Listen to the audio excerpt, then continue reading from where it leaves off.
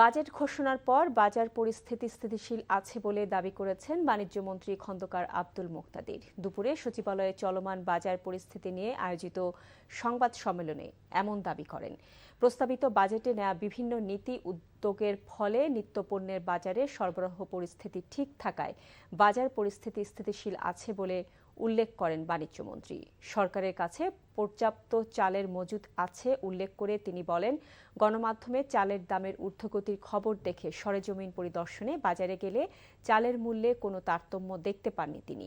এ সময় সরকারের কাছে এই মুহূর্তে ১৭ লাখ টন চাল ও ৩ লাখ টন গম মজুদ আছে বলেও জানান খাদ্য প্রতিমন্ত্রী। যথেষ্ট স্থিতিশীল, সরবরাহ পরিস্থিতি যথেষ্ট সন্তোষজনক।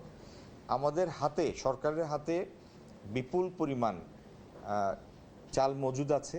মনে হয় বাংলাদেশের ইতিহাসে খুব কমবারই এই ঘটনা ঘটেছে যে একটা বাজেট ঘোষণার পরে সেটির কোনো তাৎক্ষণিক প্রতিক্রিয়া বাজার মূল্যের উপর নাই।